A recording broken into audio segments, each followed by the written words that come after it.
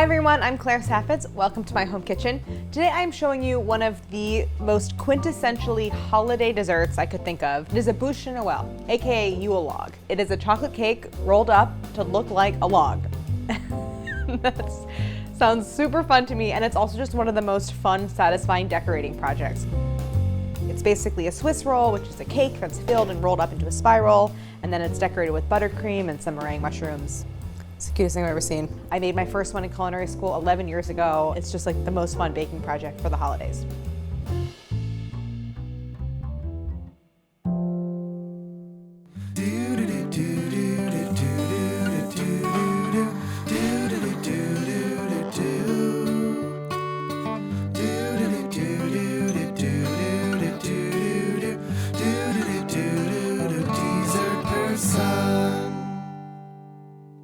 Supposed to look like a rotting Yeah, log. it's supposed to look like a decomposing log that has mushrooms growing off of it.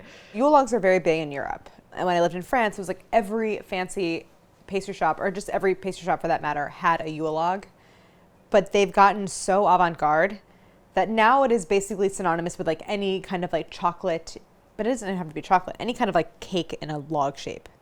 I'm going like straight classic, chocolate sponge, filling, chocolate buttercream, meringue mushrooms. It's supposed to look like a log. No kidding. And we're going all night. And we're making it at night. Sorry. It's been a little bit of a weird schedule today, but we're starting this kind of late in the day, but we're gonna push through and have it for dessert. Right, Kitty? Oh, Felix, can you listen up, please? Tell me about making it in culinary school. So in culinary school, we made one, and that was sort of as part of our one day a week that we did pastry, and it was to like learn how to make buttercream and the sponge cake and everything. But one thing I love about Yule Log is that I love sponge cake, I love a kind of like creamy filling, and I love buttercream. So it's like, it's a fun decorating project, but on its own, it is a delicious dessert. I'm kind of separating it into two phases. We're going to make what is essentially a Swiss roll, or the rolled filled cake, let that chill for a little bit so it can set, and then come back and do the decor. So here I just have the ingredients for the sponge and filling, otherwise it would be too many things. So for the sponge cake, I have large eggs, granulated sugar, cake flour, melted unsalted butter, my Kerrygold, cocoa powder. If you can, try to use Dutch process, you'll have a better flavor. Vanilla extract, baking powder, baking soda, a little bit of instant coffee, optional, and kosher salt, plus buttermilk. For the filling, I have heavy cream, 3 ounces of chocolate, chopped up. I have this already in discs, a half a cup of creme fraiche, and some kosher salt. I'm gonna use a hand mixer for the sponge, but a stand mixer really works better for the buttercream, so count that in. The other thing you'll need is a standard size half sheet pan for making the sponge cake. So basically we bake the sponge in like a sheet pan, and then unmold it, roll it up, and then for the filling I'm gonna use a saucepan, and you'll also need that for the buttercream. I'm gonna go for like a 1970s vibe for this Yule log. I'm not like a professional decorator. Like I'm never gonna get it to be like a perfect like mirror finish, you know. I want something kind of fun and funky and like loose, and I don't know. I'm mostly I'm trying to do like a fun mushroom motif. That's what I want. I want it to do a lot of mushrooms. Before I show you the recipe, I want to thank our friends at Kerrygold for sponsoring this episode. Kerrygold makes salted and unsalted butters from cows that feed on grass on small family-run farms in Ireland. The grass is high in beta carotene, so it makes it like ultra yellow. It's so creamy, high in fat. I use it for all of my bakes, and with the holidays sort of full steam ahead, I've stocked up. I'm gonna show you how I whip it into my buttercream. It makes like the silkiest, smoothest, richest buttercream, but it's great for just having around for having on toast or pancakes. It is really my go-to butter. So thank you, Kerrygold. For more information, you can go to kerrygoldusa.com. And now we're gonna get back into the recipe.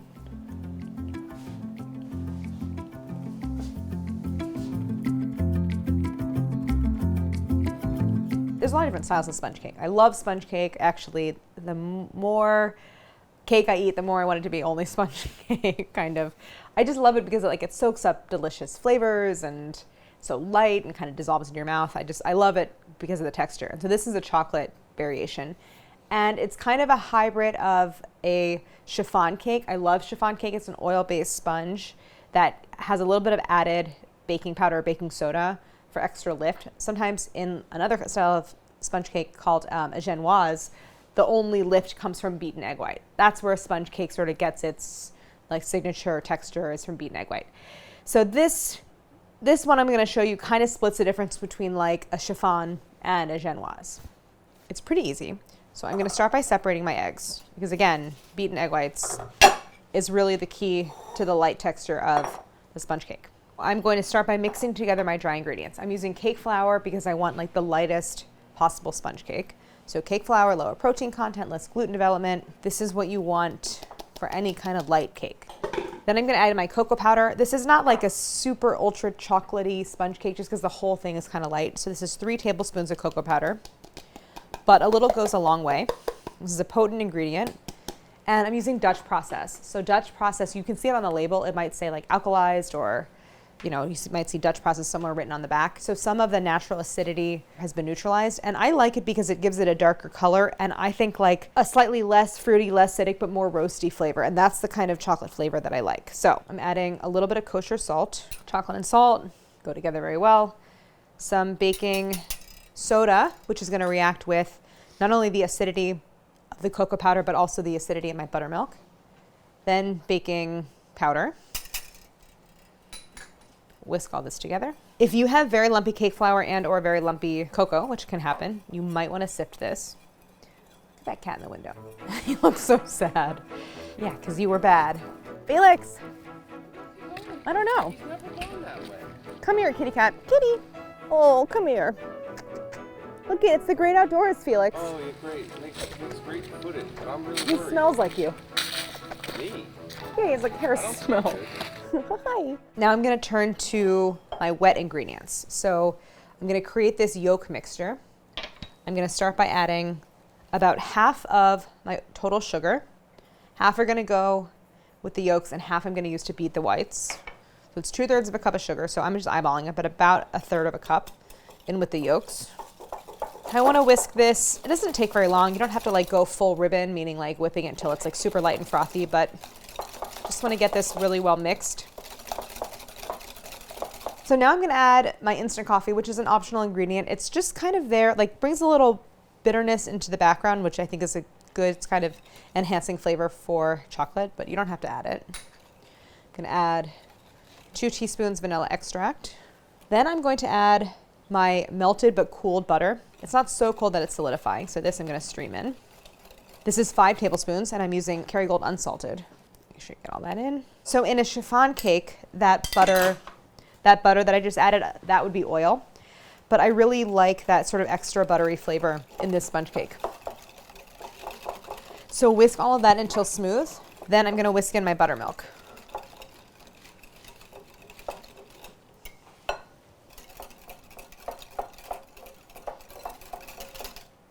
The next step in this sponge cake is to then just mix wet and dry. So, but just because I have this in a bigger bowl, I'm going to do dry into wet. Often it's the other way, but either way, this makes a relatively smooth batter, so you won't get many lumps. So I want to whisk this until it's completely smooth, no lumps, and this is going to make a kind of thick batter. This is the base of my sponge batter, and this is what the egg whites are going to get folded into. Kind of looks like brownie batter, or like a thick cake batter, which is what it is. That's it for this.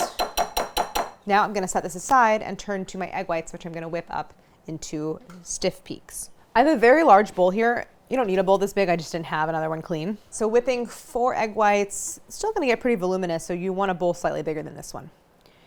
So egg whites are gonna go in. I'm gonna actually add an additional pinch of salt. I always add a little bit of salt to egg whites when I start to beat them. It just helps to break them up a little bit and like get them ready to whip. Then I have that remaining approximately 1/3 cup of sugar. So I start on low speed with egg whites just to kind of break them up a little bit.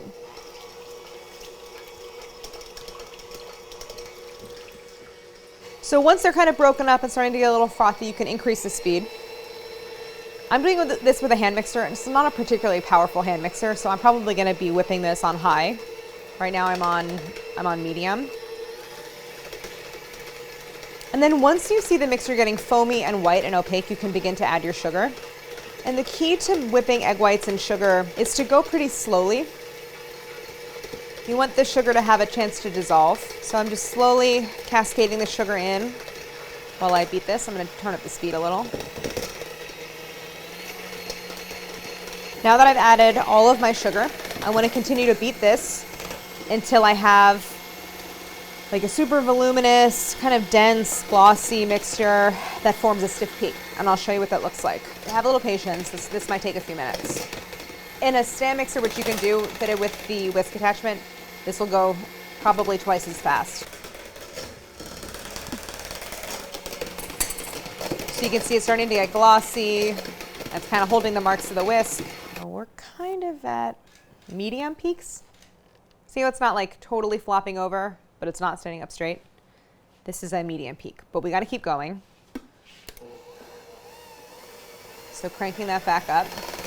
You don't want to go beyond firm peaks. So I think I'm almost about there, so let's go ahead and see. So to test, I'm pulling the beaters up and see how the egg whites form little peaks off the end of the beaters, and see how they're standing straight up. These are firm peaks.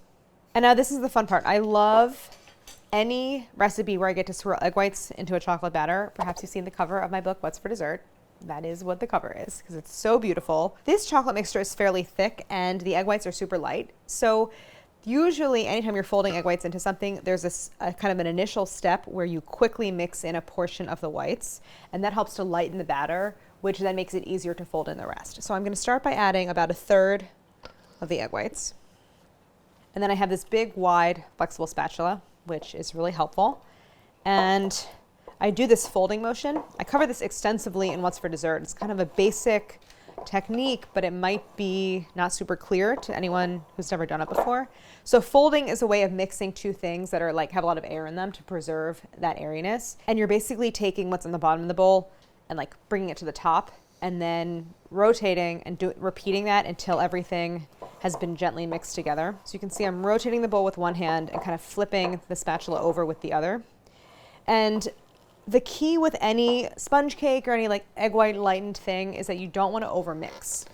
So now I'm going to scrape in the rest of the egg whites. Frankly, this bowl is probably a little small for this, but remaining egg whites scraped in. I'm working quickly because as soon as an egg white foam comes into contact with fat, it's going to destabilize it. So working quickly is going to help preserve that texture. And now I have this beautiful chocolate batter. It's like super light. I have a half sheet pan. It has a 1-inch side. I took a little bit of butter and I greased only the bottom of the pan so that I could press a piece of parchment into the bottom, but not up the sides. And don't grease the sides. You actually want the batter to like cling to the pan a little bit. And I didn't butter the parchment. This is all going to go into my pan. One thing about Swiss rolls that I've learned after years and years of making them not that well is that it's a thinner layer of cake and a thinner layer of filling than you might think. And now I just want to spread this into an even layer. I was always like making the sponge too thick and then adding too much filling, and then it just looked messy and I didn't get a nice spiral. So I've learned my lesson many times over. So I want to get this all the way to the edges. I know it looks thin. I just take an offset spatula. This is a small one. You can use a regular sized one. Kind of have a loose grip on it, and I'm just holding it at a slight angle, but as parallel to the work surface as I can get it, and then just kind of gliding it across the surface, trying to move anywhere that's thicker so I can even it out all over. My oven is already on 350. That's really important. You don't want this batter to just sit here while you wait for your oven, because it's going to deflate a little bit. This is really thin. It's going to bake very quickly. I would say 10 to 15 minutes. I'll check it after 10. Some people do this, by the way, to like break any big bubbles. It doesn't really matter. Not in this case. I'm going to set my timer for 10 minutes. So you're going to need a large, clean kitchen towel. I promise these are clean. They're just like ultra stained, even though I've washed them 1,000,000 times. I'm going to roll it actually this way. So I'm going to, when the cake is done, invert it like out of the pan onto my towel, which I'm going to prep. Then it's going to get rolled up inside the towel like this. Kind of like you're making cinnamon rolls, but instead of filling, it's the towel. And what happens is the towel is there to kind of absorb steam so the cake doesn't get soggy, and you are training it to want to become that shape when you go to fill it and roll it up again. If you don't do that and you just let it cool, you're almost inevitably going to have cracks.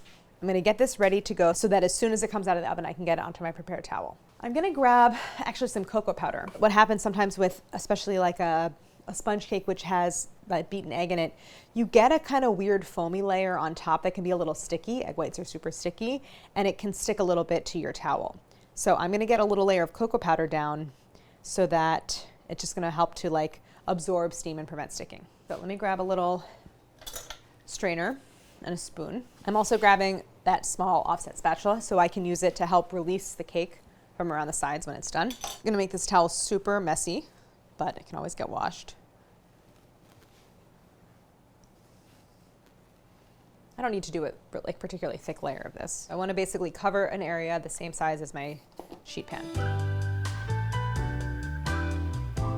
It smells done, and after just 10 minutes, it is done. So the surface of the sponge is matte rather than shiny, and when I press it, it gives me like a nice little springy response. This part is a little scary, totally get it, but here's what you're gonna do.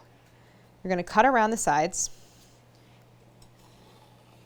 just to release the cake anywhere it might be sticking. And you wanna work quickly because you want the cake to be really hot. So now I'm going to invert this onto my prepared towel. So now I want to peel away the parchment. What often happens with a thin layer of sponge is that the edges along those four sides are going to get a little drier and a little more brittle than the rest of the sponge, but that's okay because we're going to trim this. This little edge of towel is going to flip up, and I'm going to start to roll. And you want to roll like, I don't want to say as tightly as possible because you can roll it too tight, but you don't want to roll it loose, basically. So like it's, you know, a cinnamon roll. Then it's gonna rest on its seam. Keep rolling until it's resting on that. And then this is just gonna cool off. So while this is cooling, I'm gonna make my filling, and then you unroll it, put the filling on, roll it back up, throw it in the fridge. You're halfway to Yule log. The filling is super simple. With a traditional Swiss roll, often what you find is just like a whipped cream filling. But the problem with that is if you let it sit too long, the sponge kind of like absorbs the whipped cream and it like deflates, and then the filling kind of disappears. So I want to do whipped cream because I love how light it is. I think that like texturally it's, you know, kind of perfect for filling the cake. But I don't want to add gelatin as a stabilizer because then you have to keep it cold. So I love to use just kind of in baking in general, a cultured dairy product that's high in fat as a stabilizer. So like a sour cream, here I'm using creme fraiche.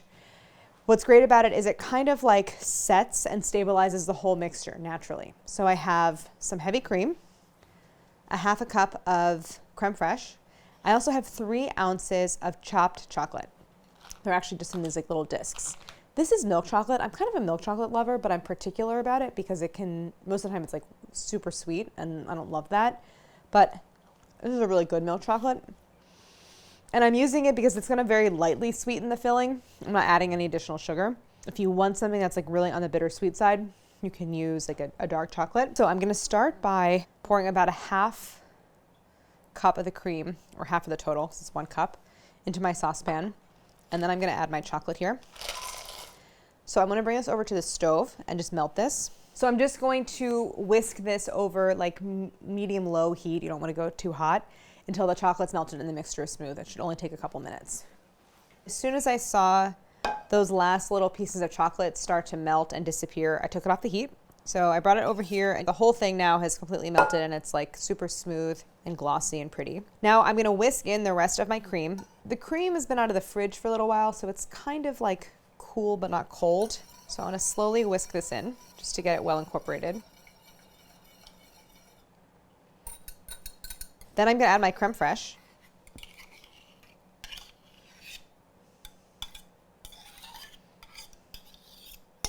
So then whisk all this. I'm going to add a pinch of salt, actually. I meant to add that before. So this is now the base for this kind of lightly chocolatey filling. So it's cool because I was adding kind of cool cream and creme fraiche to the mixture, but I want to get it a little bit colder because that's going to help it to whip up really easily. So I have a bowl of ice water. The ice machine is acting up, and so I only had a little bit of ice, but I had an ice pack, so I have that in here. And how am I going to do this? well, let's just say that was making it cold. You can submerge it in a bowl with a little ice water, and you just need the ice water to come like halfway up the sides of the pot. I'm gonna whisk. This won't take very long. I'm using a stainless steel pot, which has excellent heat transfer, so it is going to quickly cool this down. All right, so this is already thickening, which means it's getting colder. Felix, you're kind of in timeout right now.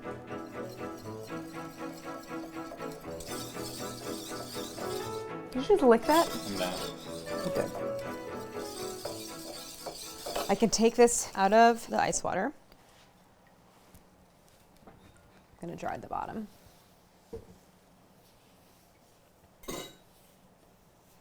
Just because I don't have that many bowls and I like to not have to do a ton of dishes, I'm gonna empty this out, dry this bowl, and I can whip my filling directly in here.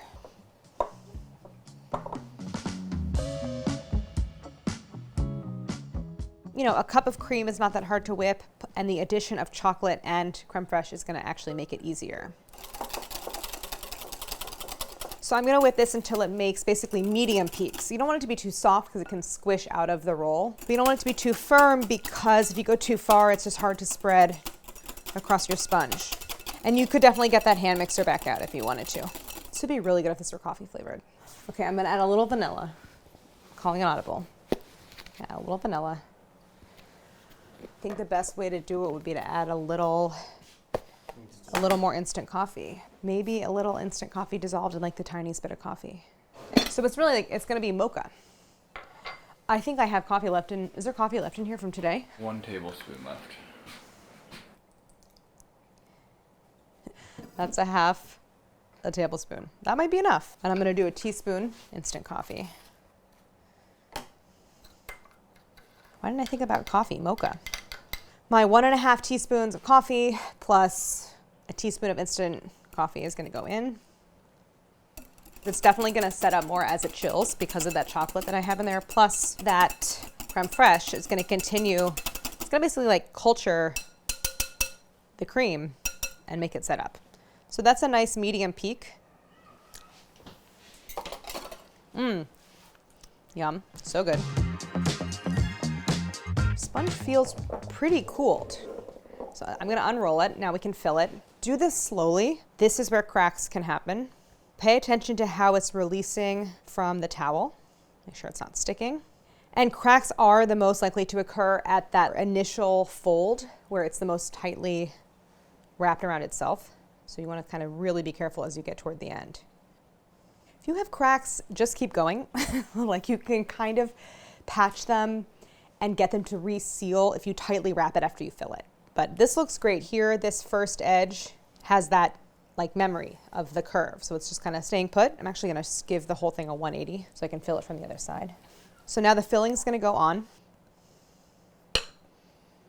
Some of this is gonna squeeze out, I can already tell.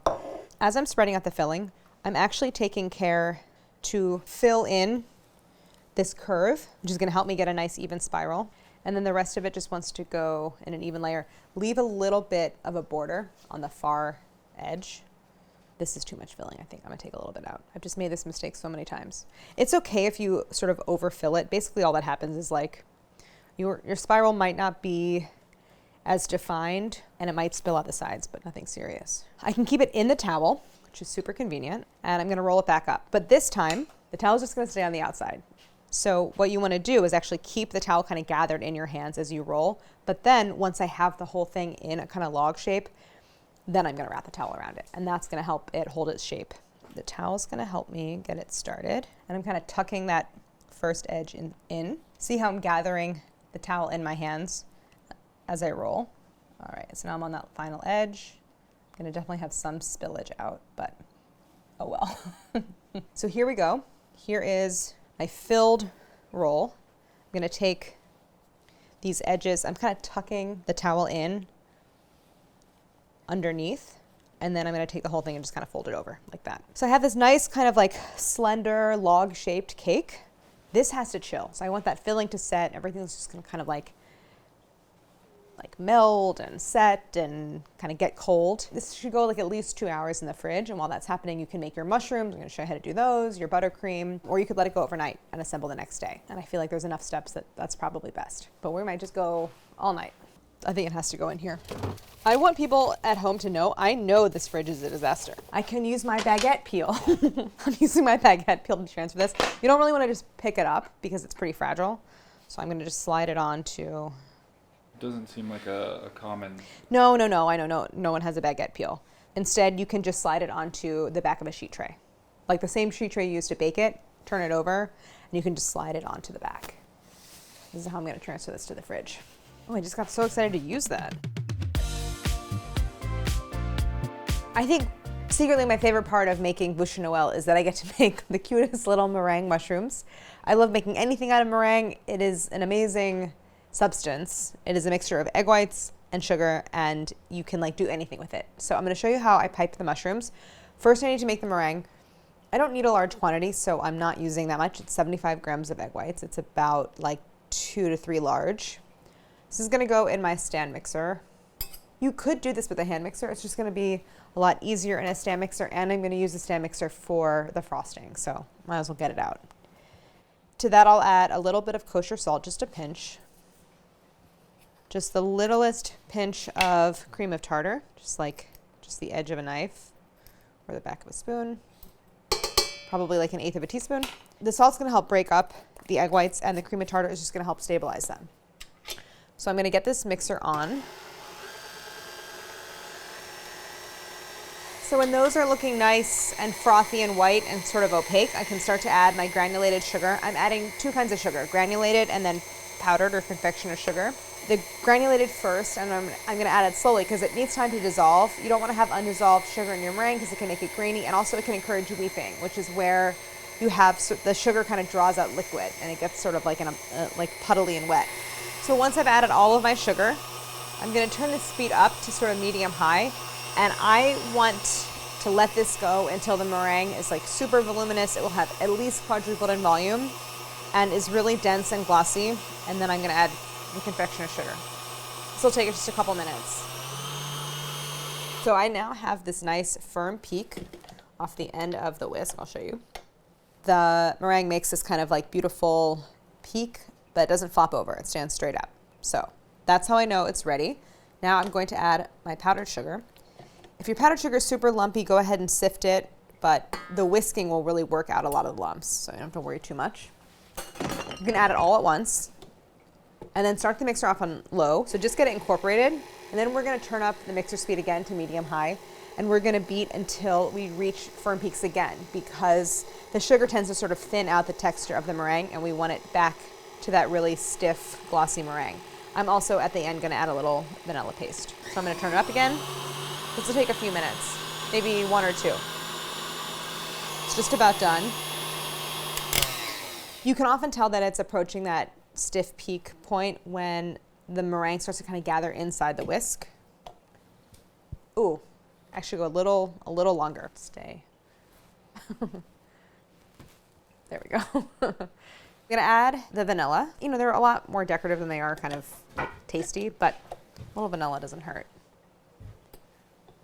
So maybe just another 30 seconds of mixing, and then I'm going to scrape it into my piping bag, which I fitted with a large round tip.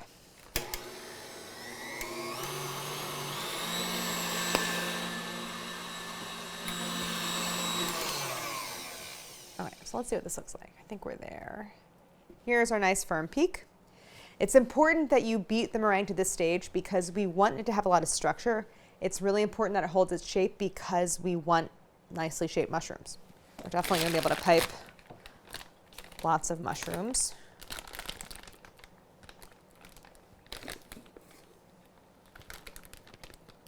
So you can see when I filled the pastry bag, I folded the top of the bag down, which helps you fill it cleanly, like so. You can use a bench scraper or bowl scraper. This also helps you clean off the sides. So you want to get everything down into the bag, no big air pockets. We're going to pipe the stems and the cap separately, and then we're going to fuse them together.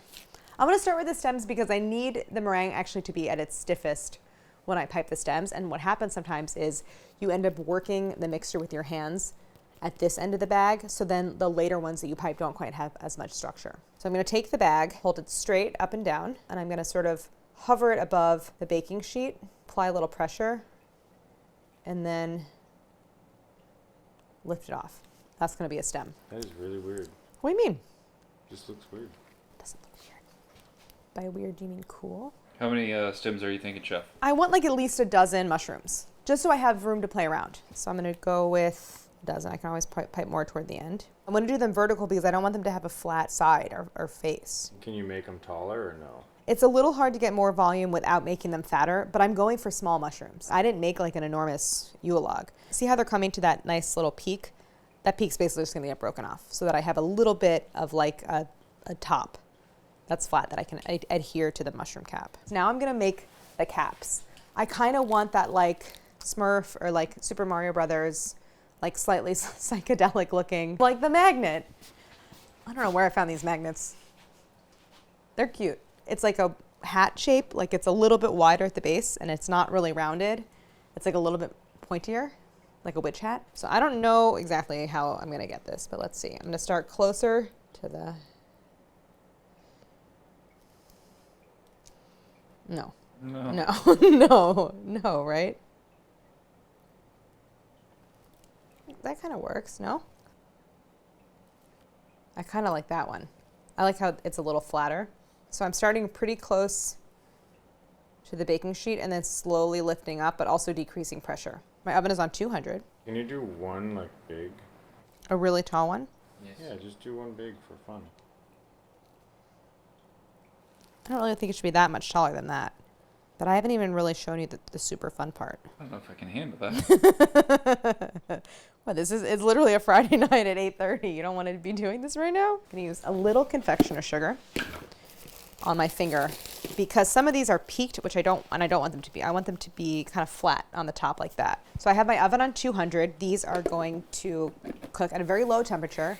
Anything above 200 to 250, you often start to get a little bit of browning, which actually, honestly, on these would not be that bad. I'm going to get a little bit of cocoa powder in my strainer, and it's not a very fine strainer, so I'm going to get a lot of cocoa kind of cascading out. If you want to know the like color and like vibe that I'm going for, it's this mug. It's cute. So now on just the caps, I'm going to do some cocoa powder decorations. And in the spirit of my mushroom magnet, I'm gonna use, I just sort of found over there, something that will work, this slotted spoon. I'm gonna hold the spoon over each cap as close as I can to it and then sprinkle some cocoa over it. You think it's not gonna work? Look on that face. What? Ye of little faith. Oh my God, it looks so, what? You think that didn't work? That worked. You guys, this is the coolest thing I've ever done. They look so good. I love it. They look so good. I might just do a very light sprinkle on some of them. They're gonna take some time to dry out, but they're also small and have a lot of surface area. So I'm not exactly sure how long at 200.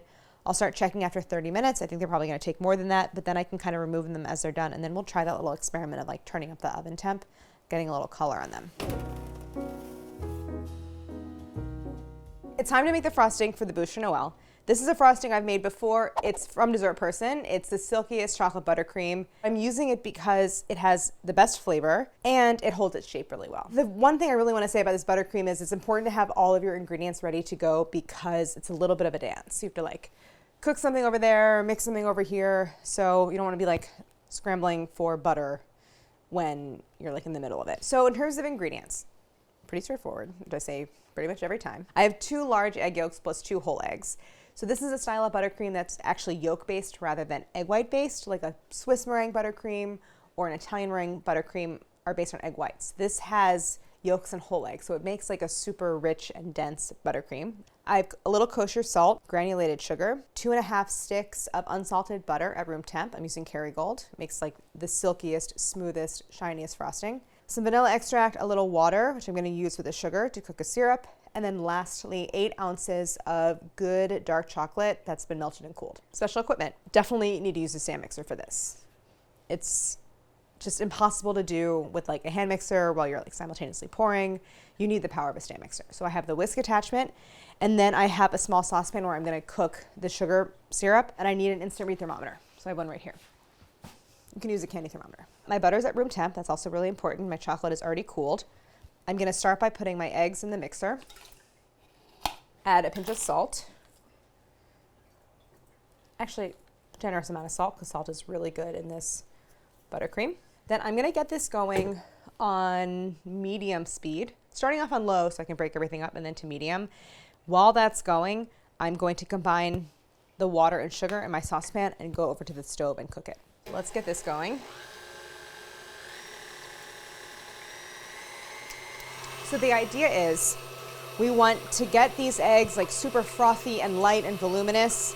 And at that point, we want our sugar to also be done cooking. I'm gonna cook it to 238 Fahrenheit. That's an important sort of like precise temperature for this recipe. And it's a little bit of a dance because I want my sugar syrup to finish cooking right as my eggs are at that kind of optimal, like frothy, foamy, ribbony texture. So I'm gonna take my sugar, put it in my small saucepan, pour in the water. Often I like to pour the water around the edges of the saucepan because it helps to prevent crystallizing. Now I'm gonna bring this over to the stove and get this cooking. So this is just coming up to a boil. I know I put it on turbo because I didn't want to wait. But also it's not very much water. The sugar is dissolved and I have this kind of clear solution. At that point you want to stop stirring. Fly is really annoying me. You want to stop stirring, and I'm going to just swirl the saucepan, and I'm going to take the temperature, and I want to slowly bring it up to 238. And hopefully when that's at the temp, my eggs are also kind of at their good endpoint. They look good so far.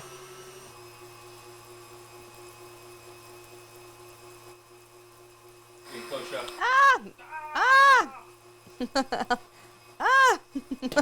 Okay, that happened faster than I thought it would. But my sugar syrup went like 2 degrees over. It's fine. So now I have the egg whites looking like super frothy and ribbony. They're holding the marks of the whisk. They're voluminous. Now is the right time to pour my sugar syrup into my eggs. So I'm going to do this slowly. This doesn't have to be like intimidating or scary. Just you want to like take some care. And I want to pour this down the side of the bowl right at the point where I see the eggs meeting the bowl. What I don't want to do is pour it so that it hits the wires of the whisk, and the whisk then would like whip it around and get it all stuck to the side of the bowl. So I want to just avoid the whisk, but get it totally into the pot. Once I've added all of my sugar syrup, I'm going to turn the speed of the mixer up to medium high, and I'm just going to let it go for several minutes. And when I touch the side of the bowl, it's warm, and I want to let it mix until it's cool to the touch. And that's because when I add my butter, which is room temp, if it's even a little bit warm, it's going to melt the butter. And I want to maintain all of that like beautiful, light, airy texture. So now that the sides of the bowl are relatively cool to the touch, I know it's room temp, so I'm going to go ahead and add my butter. And I'm going to have the mixer mixing continuously on medium high, and I'm just going to add the butter a couple tablespoons at a time. I don't want to overwhelm the mixer. I want to create a nice smooth emulsion between the butter and the eggs.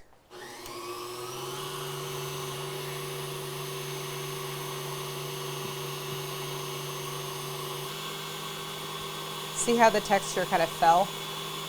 See how it's like more liquidy? So it's still a little warm. But it'll come back together. It was the tiniest bit warm and it melted the butter. But it'll re-whip. That's very common. So if you're mixing in the butter and everything goes soupy and liquidy, don't worry. That's pretty normal whenever you're making a buttercream that has like a cooked sugar that goes into it, because it could just be even a few degrees too warm and the butter melts. That's okay. Just keep whipping. Add the butter gradually. Eventually the temperature will drop and it will re-whip and get nice and fluffy again. It's a temperature thing. The temperature just has to equalize. And the more you mix, the more it comes into contact with the air, the more it becomes room temp. That's what you want. So I added all the butter. It didn't take that long. Although it did kind of get a little soupy, eventually it came back together and I have this incredibly like beautiful, smooth, glossy buttercream. But now I'm going to add my chocolate. Any kind of buttercream, I think, like especially European buttercream, on its own just doesn't, the texture is incredible, but on its own doesn't have a ton of flavor.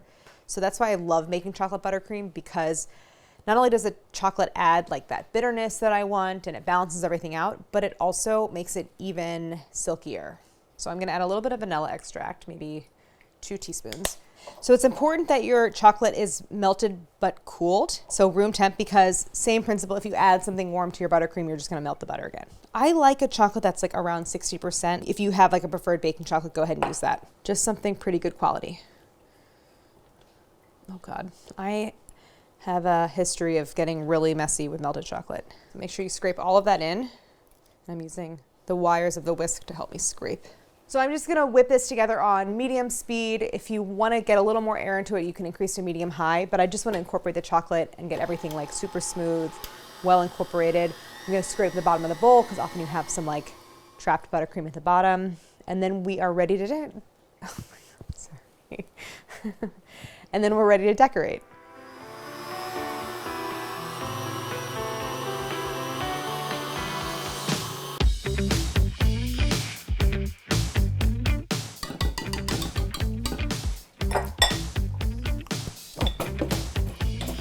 This is what this buttercream looks like. It is so smooth and so silky and so delicious. Kind of a lot of effort, but totally worth it. So I can feel that it feels nice and solid. The filling has set up, doesn't feel super delicate anymore. I have a platter here that I'm gonna serve it on. Ooh, it looks really good. So you can see the ends where it's like squished out a little bit. That's okay. So I'm actually gonna leave the ends untrimmed because I think it looks better to trim after you've done the buttercream. But what I like to do is basically, I'm gonna trim off one end just a little bit. Let's see what that spiral looks like. Not bad, could have been a little tighter. Save this to eat later. Then I'm gonna cut off a length that's about 1/3 of the total. And I'm just gonna cut straight across. Then I'm gonna take this length that I've trimmed and I'm gonna cut it in half on a slight diagonal. I would say maybe I'm at like a 20-degree angle. That's gonna reveal these cut sides. And now these pieces are gonna become the branches. I'm gonna take the remaining large section of Yule log, put it on my platter. Then I'm gonna take one of my pieces. I'm gonna put it like off to the side, like it's a branch coming off. So I like to stick one side there, and I'm gonna use the frosting to kind of get everything to adhere. Now this one, I'm gonna smush it a little bit to round it off, just a bit. It's gonna look better, okay? And this is going to go on top. So let's say here. You know what? I wanna do it the other way. I changed my mind. This way. But that spiral isn't as nice. Never mind, putting it back. So now it's time to decorate with my buttercream. I think that's gonna be a better angle for you. And I'm leaving this edge uncut so I can trim it later. I like to just kind of use a little offset spatula to create texture, like bark, which in this buttercream is really easy to do because it's so smooth and it holds its shape really well. If you feel like it's not really adhering, like you can put a little dollop underneath and use it to stick it on. So first I'm just gonna give everything a quick coat, get it all covered. By the way, I'm definitely gonna have extra buttercream. I made a full recipe because if you make any less, there's not really enough like eggs in the bottom of the mixer for that first whipping stage, but this freezes really, really well. So you could definitely freeze any leftovers. Do you have any advice for making sure that you don't cover the edge with the swirls?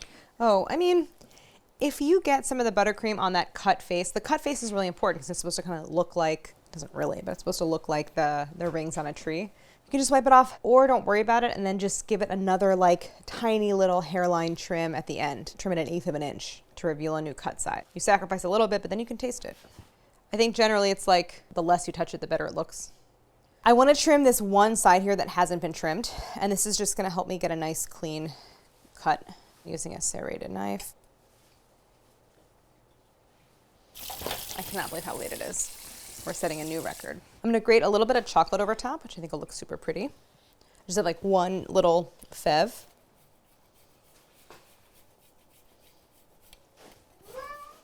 My mushrooms are also ready to come out of the oven. I'm going to grab those.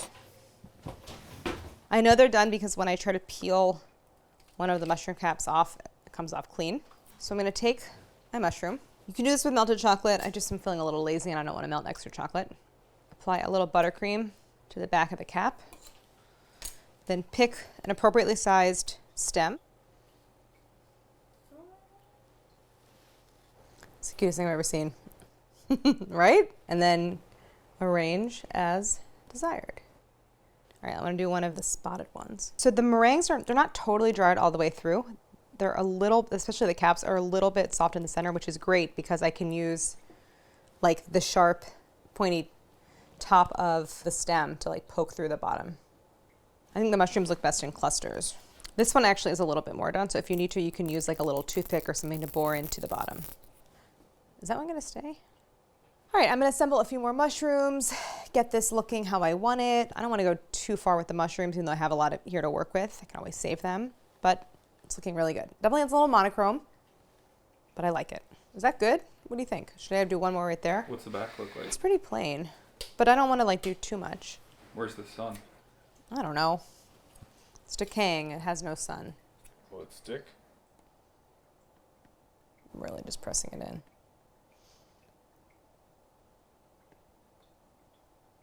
All right, I think I'm done. But it's snowing outside. Could I eat one of the caps like a meringue? Sure. They're probably a little marshmallowy inside.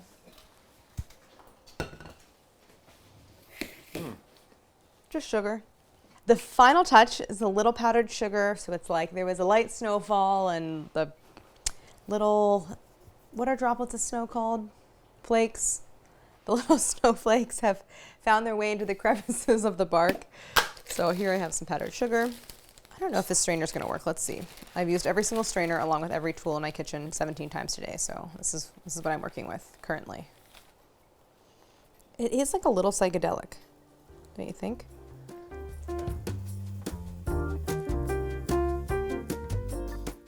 Time to cut this thing. It's important that you serve it somewhat room temperature, just because that buttercream, if it's cold, is going to harden, and you want to taste it at room temp where it's like super silky and delicious. The rest of it's pretty stable. Basically, to cut it, it's like start at the branches and then you can just cut down the log. I would say this serves 3. 10? Probably. Sponge looks good. You get sort of an interior piece. Coffee and chocolate is a good combo.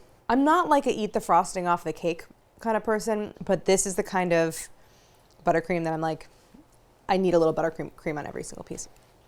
I just think Yule logs are so much fun to make. It's also the kind of thing where like if it's a little bit messy and sloppy, that's kind of the point. So have fun with it. Try out the meringue mushrooms. You can customize it to any kind of flavor that you like. It doesn't have to be chocolate. So it's just a lot of fun. And I really want to thank our partner Kerrygold for sponsoring this episode. Happy holidays, and don't forget to like and subscribe.